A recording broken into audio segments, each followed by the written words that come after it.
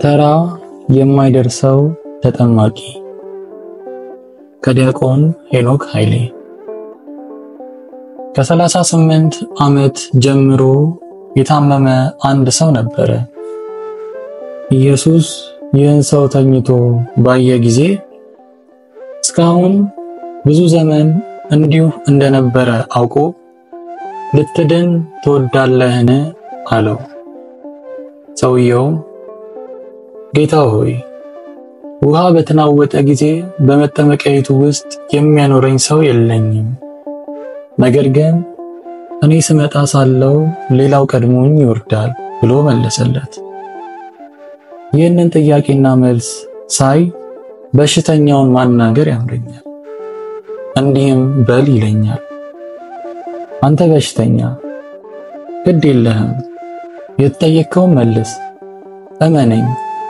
ጠያቂ ተራ ጠያቂ አይደለም። የሚጠይቅህ ሲያደርቁ እንደኖሩት አሰልቺ ጠያቂዎች አይደለም። ጥያቄውም የሌሎችን ሰዎች አይነት ጥያቄ አይደለም። ከፊትህ የቆመው የመጠመቂያውን ውሃ ብቻ ሳይሆን በዓለም የሞላውን ውሃ የፈጠረ ነው።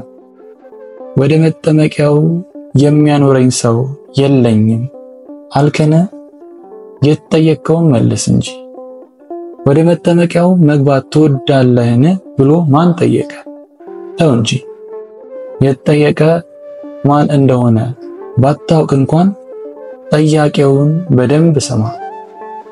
ሰው የለኝም አትበለው። ስለ መጠመቂያው ወረፋ አትንገረው። ስንት ሰው ቀድሞ እንደዳነ አትቁጠርለት።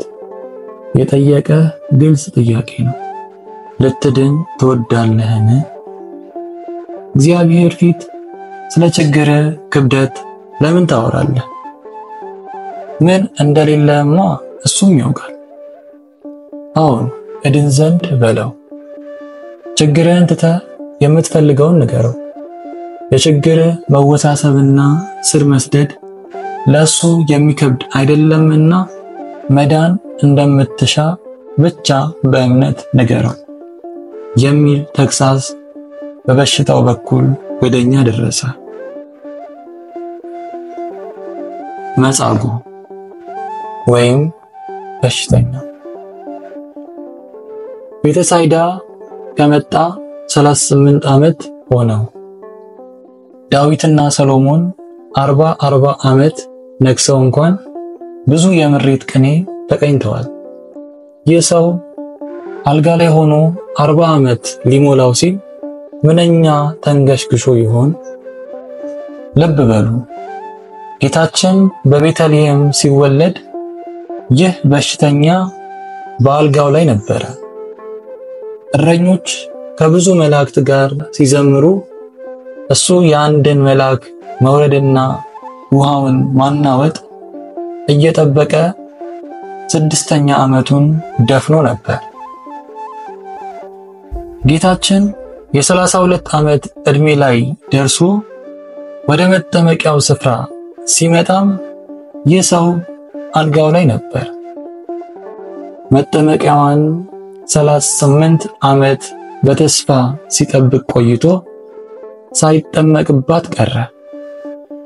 ጌታ ሆይ የማይደርሰኝን ወረፋ ከመጠበቅ አድነኝ። እንድፈወስበት ባልፈቀድክበት ስፍራ እድሜን እንዳልጨርስ ጠብቀኝ። ወደ አዲስ ኪዳኗ ቤተሳይዳ ወደ ቤተ ክርስቲያን ከመጣው ብዙ ዘመን አስቆጠርኩ፣ ግን እስካሁንም ድረስ ከኃጢአት አልጋ ላይ አልወረድኩ። መነሳት ፈልጋለሁ፣ ግን አቃተኝ። ልቤ እንጂ እግሬ ጸንቶ መቆም አልቻለም። ፈረቃ የሌለብህን የሕይወት ውሃ አንተን ሊጠጡ ሲመጡ በዓይኔ እየተቀበልኩ ብዙዎች ጠጥተው ሲሄዱ በዓይኔ እየሸኘው አልጋዬ ላይ ቀረው። እኔ እንደተኛው ስንቱ ቀድሞኝ እንደዳነ ባየህልኝ። ከኔ በኋላ መተውስ ከኔ በፊት ስንቶቹ ዳኑ። ስንቱ ከኃጢአት አልጋ በንስሐ ተነስቶ ያንተን ሥጋና ደም ተቀብሎ ተፈወሰ። የቤተሳይዳው ሐኪም ሆይ ወደ አንጋፋው በሽተኛ፣ ወደ ጽኑ ሕመምተኛ ወደ እኔ የምትመጣው መቼ ይሆን? ያን ሕመምተኛ ብዙ ዘመን እንዲሁ እንደነበረ አውቀህ ያናገርከው ሆይ እኔን የምታናግረኝ መቼ ይሆን? እኔስ ብዙ ዘመን እንደሆነኝ አታውቅምን?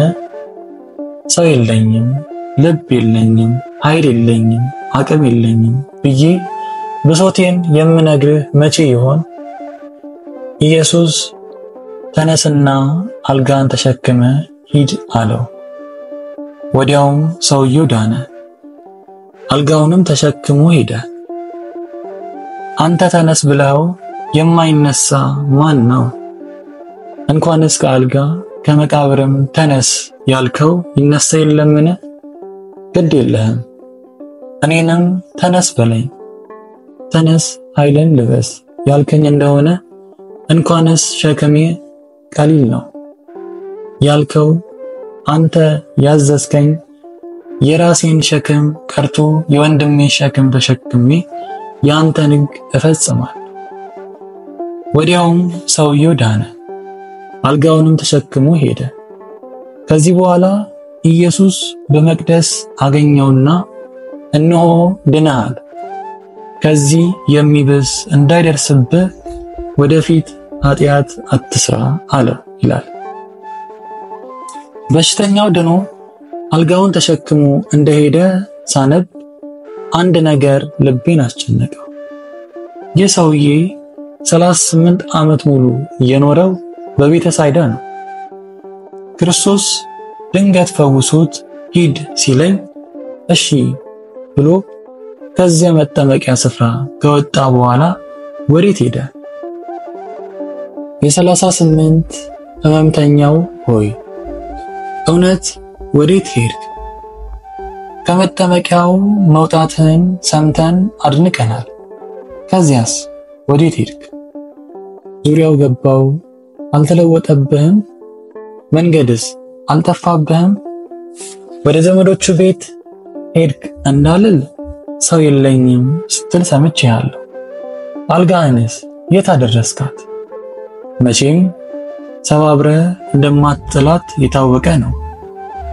አልጋ ለታመመ ብቻ ሳይሆን ለጤነኛም ያስፈልጋልና 4 እግር እያላት ጥላ ያልሄደችውን ዘመድህን መቼም በክብር ማስቀመጥ አይቀርም። ለማንኛውም እዚያው ምዕራፍ ላይ ኢየሱስ ይህን በሽተኛ ዳግም በመቅደስ አገኘው ይላል። ጌታ ከመጠመቂያ ቦታ አድኖ ያስነሳውን ሰው በመቅደስ ቆሞ አገኘው። ይህ በሽተኛ እግሩ ሲጸናለት የሄደው ወደ ፈጣሪ ደጅ መሆኑ ያስመሰግነዋል። ጌታ በመጠጥ ቤት ቢያገኘው ኖሮ ያሳዝን ነበር። እግርህን ያጸናውልህ ለዚህ ነው ወይ ብሎ ባዘነበት ነበር። አሁን ግን ያዳነው ጌታ በመቅደስ አግኝቶት እነሆ ድነሃል፣ ከዚህ የሚብስ እንዳይደርስብህ ወደፊት ኃጢአት አትስራ አለው። ይህንን የምታነብ ወንድሜ ሆይ ክርስቶስ አንተንስ አላዳነህም? ኧረ እኔ ሽባ ሆኜ አላውቅም፣ ማንም እኔን ከአልጋ አላነሳኝም ትለኝ እንደሆነ እመነኝ፣ ክርስቶስ እንዳንተ ያዳነው የለም። እርሱ እኔና አንተን ተነሱ ብሎ ያስነሳን ከ38 ሳይሆን ከዘላለም የሲኦል የኃጢአት አልጋ ነው። እኛን የፈወሰውን አልጋችንን አሸክሞ ሳይሆን እሱ ራሱ እኛን ከነ አልጋችን ተሸክሞን ነው። ካላመንከኝ ነቢዩ ኢሳይያስን ጠይቀው። እርሱ ግን የብዙ ሰዎችን ኃጢአት ተሸከመ ሲልህ ሰማለህ። ኢሳይያስ ምዕራፍ 53 ከቁጥር 12። የእኛም በደል ተሸክሞ ጀርባው ምን ያህል እንደቆሰለ ባየ። ይህንንስ ጀርባዬን ታያለህ የተባለውን ሙሴን ብትጠይቀው ሳይሻል አይቀርም። ያዳነህ አምላክ አንተንስ የት ነው የሚያገኝህ?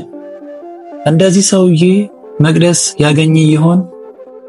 የትም ቢያገኝህ ግን ቃሉ አንድ ነው፣ እነሆ ድነሃል። ከዚህ የሚብስ እንዳይደርስብህ ወደፊት ኃጢአት አትስራ። ከ38 ዓመት የአልጋ ቁራኝነት የሚብስ ምን ሊመጣ ነው ካልከስ እሱን ከማየት ይሰውረኝ ብትል ይሻላል። ወስብሐት ለእግዚአብሔር ወለወላዲቱ ድንግል ወለመስቀሉ ክቡር። ይቆየን። ለዚህ ቻናል አዲስ ከሆናችሁ ቻናሉን ሰብስክራይብ በማድረግ ቤተሰብ ይሁኑ።